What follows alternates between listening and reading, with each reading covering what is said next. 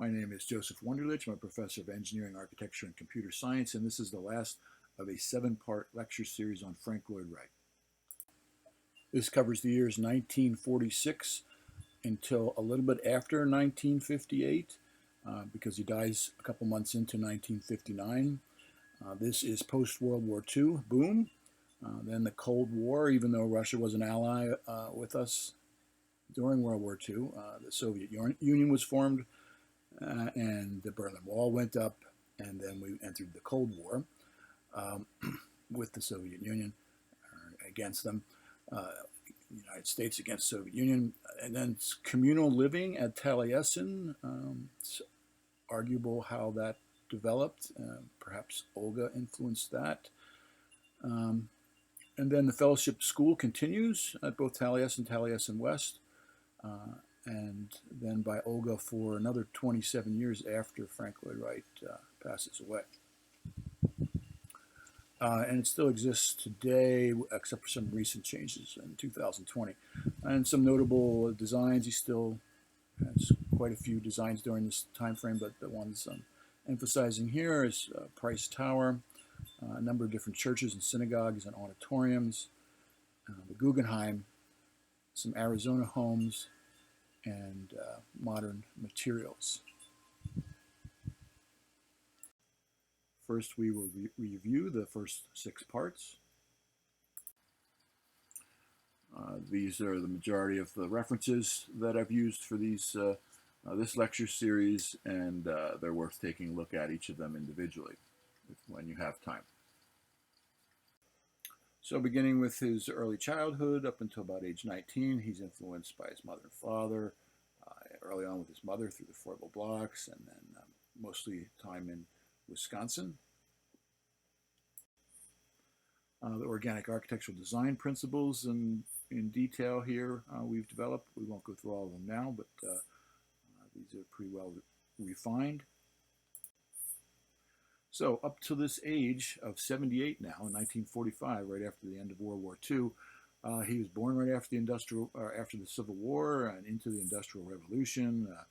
He's part of rebuilding Chicago after the 1871 fire. He lived in Italy. He's lived through World War I when the U.S. was allied with Japan and Italy. Then he's lived in Japan for 3 years. Lives in California, marries Olga, a very important soulmate for his life. She lives with him 30 more years. He lives through the Great Depression for 10 years, then World War II for 5 years, this time against Japan and Italy as well as Germany, and then lives through the Cold War between the United States and the Soviet Union over democracy, capitalism versus communism. So again, Olga, she's from Montenegro. Her mother was a general, father a Supreme Court justice who went blind, and she read for him. She went to school in Russia and married a Russian architect at age 20, then followed this philosopher, Gurdjieff in Russia, who then opened an institute that she was part of in France, and mind, heart, and body kind of thing. With strict rules, and she came out with some skills. Then she would later convince Frank Lloyd Wright to create Taliesin Fellowship, the school, to make money during the Depression.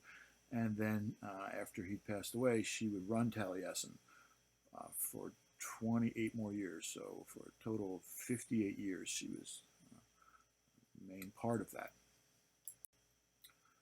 So now we're talking about his age 79 to 91 here. The fellowships continued. He has students follow him to Madison, Wisconsin for 6 months, and then Taliesin, or then Scottsdale, Arizona, Taliesin West. So let's look at some of his designs, selected designs here. So this is 83 years old. It's the first Christian church in Phoenix. So my son in front of it. It wasn't built until 1973, after his death, but he designed it in 1950. Here's me in front of the church. Now, here's one who's 80 years old. This is the Unitarian Meeting House in Wisconsin, with triangular shape. Here's a slide from my lecture on form in my architecture theory class. You can follow links to that. See the simple geometric form still, stemming back to the Froebel blocks even now, in his old age. Triangular interior. So now he's 85 years old. Now he always leaned towards maybe trying some high rises. He started out with Louis Sullivan, who was the father of the high rise. But he in that office with Louis Sullivan, Frank Lloyd Wright was mostly in charge of residential, and that's what he's most known for. So this is not a common thing for him to do. This is an office building, and he did convince. This is one of the very first beginnings of a core of a building where all the utilities are going up the main core, and that's how he convinced the owner to build this, was the efficiency of that. Here's something in Los Angeles, age 85. Also at 85, this is one of his sons, David Wright's house. Went up for sale. It actually, there was a petition went around I signed 5, 6, 7 years ago to save this building from demolition and rebuilding on the site because the land's valuable. And then that worked, and it was going to be donated to the Frank Lloyd Wright School and Trust, which were one thing at one time. They're separating right now somewhat. But anyway, this is it's up for sale again now because the local people around the area didn't want the tourists coming if it was part of the Taliesin Fellowship. It's another design we visited. This is the Harold Price House in Phoenix, designed by Frank Lloyd Wright. It was 87. We're in January here. Beautiful sunsets, beautiful weather. Not hot at all in January.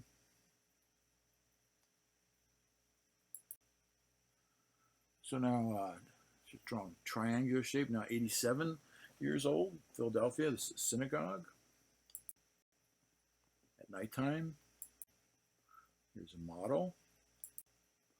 This is the interior.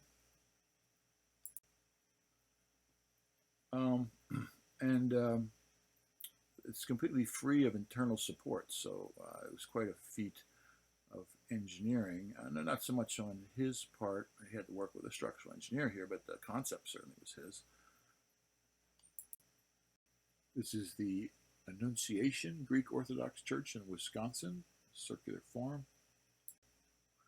Age 89, circular form, interior circle. This is now the Marin County Civic Auditorium, Civic Center, age 90. Again, circular here. This is 91. This is a Gamid Auditorium in Phoenix, Arizona, on our Arizona State campus. There's my son in front of that. Notice the brick pattern. It's very interesting. There it is in the background, you can see, and the landscaping around it. Now at 91, he's doing the Guggenheim, the model in New York City. Here's a cutaway model, the interior. This is a view from the built interior. Now, he died just before it was finished. That's what it looks like from the outside. Looking up to the skylight. Here's another one of his last designs in Phoenix, Arizona, in Scottsdale, also circular.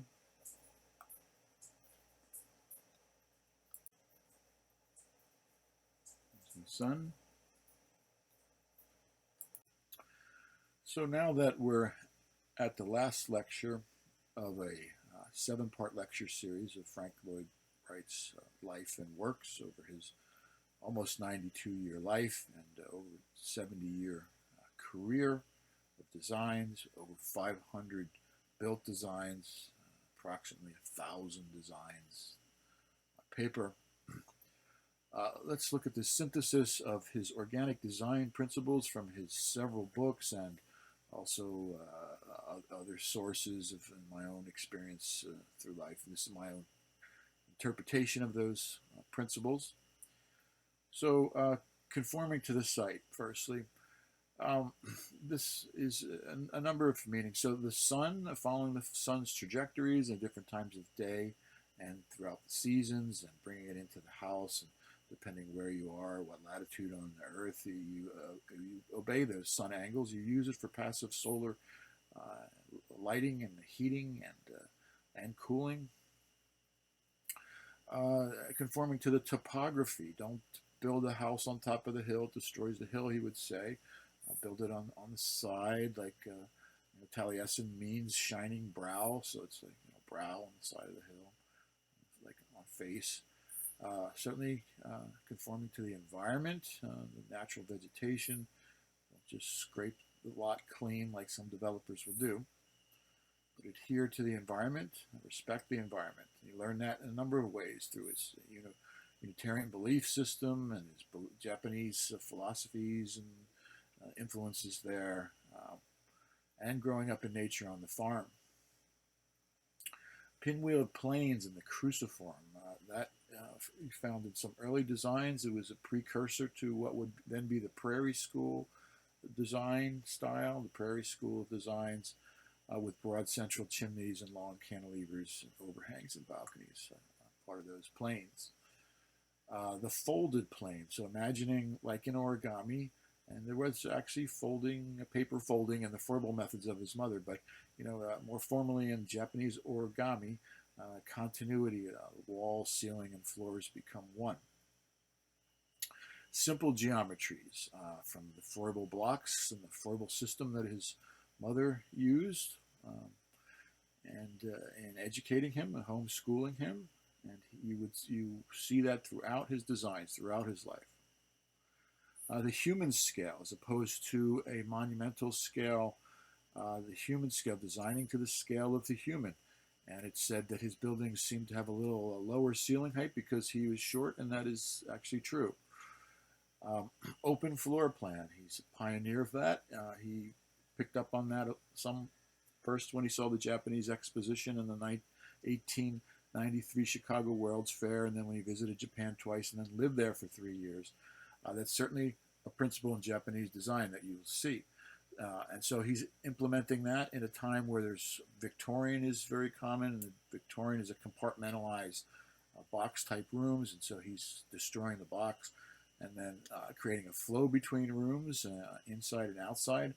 And now walls become screens, band of windows, framing views like the Engawa, which is essentially a covered porch, but it's an integral part of the Japanese design, bringing inside out and outside in flow between the spaces.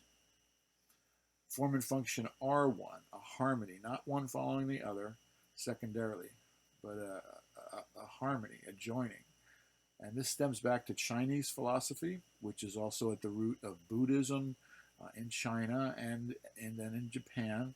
And then also Shintoism in Japan, originally from Taoism mixing with indigenous, Taoism from China mixing with indigenous tribal religions of early Japan. So this stems way back, this yin and yang idea. And that's what he meant, and that's what he corrected people when they'd say, oh, you mean form follows after function. No. I mean, Louis Sullivan actually coined the phrase more, and he meant that a little more literally.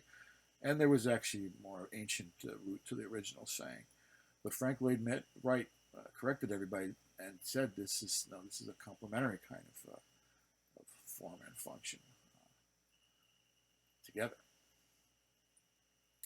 When he means form following function, like in a circle. So a unified whole is an extension of that. Inside and out, orchestrating the sun. Bring the nature out of materials. So look for the nature within the materials and bring it out. But innovate also. So not just natural materials in natural state, but also some new ideas. He invented the textile blocks, with the Mayan patterns for for reasons of his own personal journey. Uh, but nevertheless, modular textile blocks cast out of concrete, then woven with reinforcing steel. Not so much reinforced concrete like you would know it nowadays. He made these textile blocks and then kind of threaded the reinforcing steel through it. Also, the modular Ken design seems to have influenced him. That's a modular over fixed units of the tatami, the fixed unit dimensions of the tatami mat. Tatami means mat in Japanese. Structural art, like in nature. The veins and the leaves, that structure is defining the space. The interior space made it exterior as architecture. That's why we do barn frame, post and beam, mortise and tenon kind of architectural projects leading up to the shell that's defined by that interior. We do that as an exercise in several of my architecture courses. At this point I'm recording this, I've taught 7 different architecture courses, actually 9 depending on how you count it, if you can count the independent research, the variation of the one course. But so anyway, structural art, yes, we just mentioned that. Now also soft, warm, optimistic color tones. Oh, before we go on, structural art, he first mentions that, or he certainly emphasizes it in his book on woodblock prints that he publishes. And he's speaking of how there's always structure in the art itself. And that's important if you think about how his art works and looks. So next, soft, warm, optimistic color tones of earth and autumn leaves. Assimilating fixtures into the structure. So the indirect lighting and recessed lighting and the ceilings and the floors and the way he uses light and illumination is a key thing in assimilating the fixtures. Also the built-in furniture. He very often specifies the furnishings. The cabinet work certainly, but more than that, actual furniture also. And even beyond that with the dishware and curtains sometimes, and even an evening gown. Many plants and planters. Architecture equals music. Now this stems back to his father, who was a professional musician. Now he was a preacher, and also a lawyer, and a school superintendent. He's highly educated, bachelor's and master's from Colgate University. For the time, that's extremely highly educated. But he was mostly known for his being a musician. He was also a lover of the arts too, including Asian type things. So certainly had an influence on Frank Lloyd Wright, and you see that both symbolically through the organizing of architecture like a symphony, and other analogies to music, as well as literally. So he would specify special spaces for pianos to go, and even specify organs in some of the buildings. Churches, of course, but also like an office building. Architect mentor Louis Sullivan. Now, he had several mentors, and Louis Sullivan was definitely the most influential. And he's also part of the organic design beginnings, because both Frank Lloyd Wright and Louis Sullivan disliked the neoclassical Roman and Greek, especially in the 1893 Chicago World's Fair, but also the Victorian. They want to do something a little different. So they were both rebels and pioneers in architecture, and Louis Sullivan actually had some literally organic type of detailing to some of his walls and balconies, and so you see that, but not so much in the form of things, but again they're an influence. Now the arts and crafts movement was an influence, and that in England and then in the United States. As a movement to simpler handmade crafts, somewhat of a reaction to the industrialization and the machine. Now, Frank Lloyd Wright also lived in Italy first after he went off with the wife of one of his clients to Italy for a year, and also visited Germany and Paris and Austria. published a book with a German publisher, but then lived in Fiesole, Italy, right outside of Florence, and I've been right to where he was there. It's a beautiful place, and he was there for more than a year. And if you've been to Italy at all, you can see how that would influence you for a lifetime, even with one visit. I've been there 6 times and lived for a month teaching a course, and I feel it. And he's lived there for more than a year, so you don't hear it mentioned much. But I believe Italy, you can see influences in the lectures. You go back and look, you'll see my mention of it, the influence of Italy. Now, Japan, everybody's all over this now. Now I certainly have pointed out a number of places here throughout the lecture series, and so it's pretty obvious now. And so I even have pictures that I took in Japan before the archives released his actual pictures, which are now at Columbia University. And then when they posted those, I put them side by side, and many of the same pictures I could see. Everybody could see how he was influenced. Then you see a slide here of a Japanese garden in Narita that I visited. We were there for 3 weeks. I was a keynote speaker in Osaka, an architectural talk I gave for an hour. And then we lived in Kyoto for about 2 weeks. Also was in Narita for several days. And so this picture of a huge Japanese garden with some key words from my colleague of Japanese culture and language, Mahawa Bhattacharya. And, just about inner and outer, insider, outsider, shame and group harmony. That's a key thing. Wa. I teach that in a number of my courses. And so that you see in the spirit of the architecture, those key words, the culture of Japan in the vernacular of the architecture.